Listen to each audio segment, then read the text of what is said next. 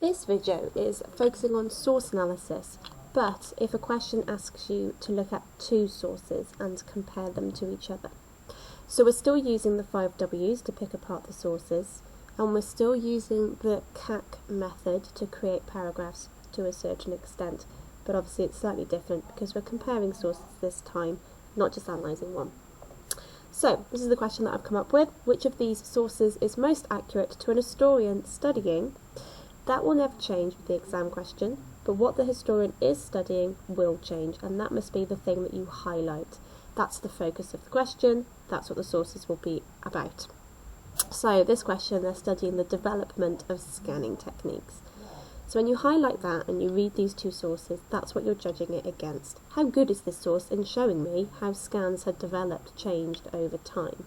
If it's not telling you much about it, it's not a very accurate source, and therefore the historian shouldn't really use it. Okay, so the first thing we do when we're looking at picking apart sources is we look at information does this source give me. Magic number is 2, so I always try to look for 2 things this source gives me. You might want to pause this video so that you can read through this source. I'm going to pick it apart quite quickly. So, this source talks about Marie Curie. So really, my own knowledge, I should be saying, well, this is talking about the X-ray. However, it never mentions the word X-ray once. It doesn't tell us what the X-ray was, how she came up with it, and how it was used. The only thing it does mention are the words that she discovered, polonium and radium. So that's what goes into X-rays. Those are the radioactive elements that they pass through the body so that they can see tissue looking tissue looking a darker colour and bone looking brighter. So that's kind of all it talks about that she won a Nobel Prize, but that doesn't tell us anything about scanning techniques. So I've said content strength, what does it tell me? It mentions polonium and radium, which was used for X-rays. That's all I can find. So already, even though this is a strength, it's also a weakness, because she doesn't tell us an awful lot in this source. So for weakness of content, I've said it doesn't say how X-ray scans work or what they were used for. They could have talked about her work on World War I on the battlefield, that she developed portable X-ray machines that were driven and used to identify shrapnel and bullet wounds on soldiers, and that made surgery much more effective. They don't say that, but you can. So when you write your CAC paragraph and you talk about the weakness of the content, show off. What do you know about X-rays that wasn't in this source? That can get you A01. Okay, once you've moved on to looking at what information the source does and doesn't provide, you can then look at the attribution. So, you can think about who made the source, when it was made, and why. It's an obituary of Marie Curie from the New York Times in 2010. So we could highlight the word obituary as a plus, because obituaries should be accurate, they shouldn't lie about Marie Curie's work. I've said the fact that it's a second-hand source, written many years after she discovered X-rays, is actually a good thing, because this person could talk about the impact of the X-ray, and they could talk about the development of scanning techniques. How have things changed since Marie Curie discovered X-rays? I mean, they don't talk about that in this part of the source, but I'm sure for the rest of the obituary they did, or at least they could. So it's good that it's taken from 2010. Weakness then, I've said an obituary could also be a weakness, because in obituaries that are written to talk about a person's achievements after they've died, you are very biased towards that person most of the time, but I suppose at the same time that person's not around to make you feel bad, so you could essentially say what you wanted. You could say it's from a newspaper, which is the press, but again that's got strengths and negatives. So the attribution is quite hard to pick apart for this one, but you've got one strength and you've got one weakness, so you're good to go. Okay, source B. Again, you might want to pause it so that you can fully read source B. I'm going to go through it very quickly. Source B is talking about MRI scans. Now they actually mention the word MRI, so at least we've got the name of the scanning technique here. It talks about things like it's used for children, it's got the best imaging things. It does not have any ionising radiation that could potentially be harmful. So that talks about the benefits of using it. It talks about the negatives later on. It says it's difficult to get a clear image if the patient or child can't stay still. So that's good. So it's got a lot going for it in terms of content. But it doesn't actually say how the MRI scan works and what type of illnesses it's used to scan for. So that's a big weakness to the source. So it's got a strength and it's got a weakness. It definitely tells us more about MRIs than source A told us about X-rays. Okay, attribution. It's taken from the US National Institute Biometric Imaging and Bioneering Engineering website. That means it's an official website. I know sometimes when you look at websites you go, oh, it can be edited and it's bad, but actually this looks like it's a formal official website. So the information in it is probably from the people that, you know, experiment and use MRI scans, so it should be the official information. I've said that the date is a good thing because it's relatively up-to-date information, 2018, but then you could also say weakness of the attribution is it's now 2020, so developments in MRI scans could have been made since then. So even though this is a fairly up-to-date record, things could have happened since that aren't in the source. That's the only thing I can think of negative for the attribution. Okay, so that's me picking apart the source for good and bad things about content, good and bad things about attribution.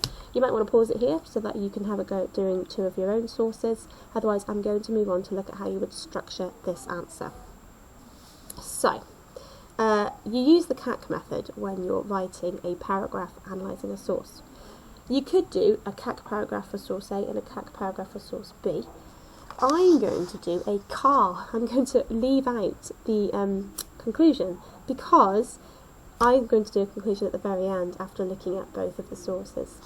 So it's up to you. You could do a very small conclusion for, you know, source A and a very small conclusion for source B, or why not just do it all in the conclusion for both of them and then say which one is the best. So, content of source A. What was good about it? I'm not going to do full paragraphs for this one because there's already a video where I use full paragraphs. So, good about the content was it told us about the radioactive elements that make X-rays. That's it. That's all it told us, didn't it? Negative was didn't tell us how X-rays used, what they used for, or examples. So obviously if you were doing this as a proper question with 4 sentences, that's your excuse to show off. So you tell me how she discovered it, what they're used for, and examples of her using it like in World War I and stuff, and that would hit your AO1. So that's content, good and bad. Attribution, we said from a source that used facts and focused on achievements and could reflect on importance. Oops, I'm running out of space because it was made in 2010. Negative, I'm going to put a negative there. Could be biased. Okay. I'm not going to do a summary of this then. Obviously the summary is that it's not a very good source because it doesn't actually tell us about scanning techniques. It only tells us the ingredients of a scan, of a particular type of scan. It doesn't even name the scan. So not a great source. Source B, content strength, is that it told us benefits and weaknesses of the scan, actually named the scanning technique and said who it was used on. Didn't tell us how it works, which is obviously key. Attribution, strength, we said official website, so facts, up to date. Negative is new information, could be missing, you know, because it's now 2020, y'all. I just said y'all. Right, so, conclusion. This is where you're going to get a lot of marks, okay? So don't rush it. Your conclusion is magic number 2. And you can do a yeah but no conclusion if you want. It's the same as when you're analysing one source, but in this instance, you're just saying which source was the best. Okay, so I would start a sentence by saying, I believe that source A or source B is most useful to the historian. Step back, have a look at your paragraphs, have a look at you picking about the source, which is the most obvious. This one, it's pretty obvious it's source B, because it actually tells you information about the scan. So I believe source B is most useful, and give 2 reasons why.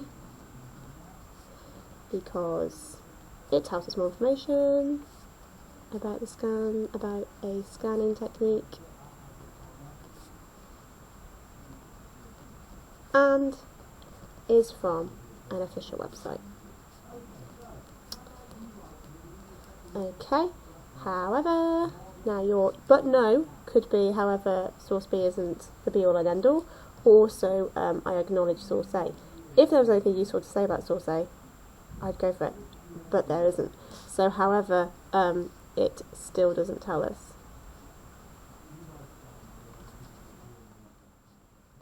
Still doesn't tell us everything about scans.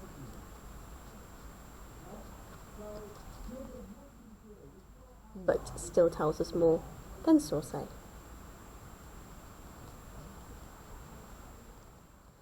Ooh, really out of space there. Okay, don't know if you can see that properly. Okay, so 3 paragraphs for this type of one. Analyse source A like you would normally, but you can leave out the conclusion this time.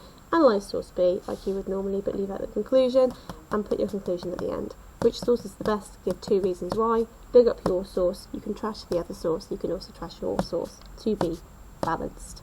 Have a go at doing your own.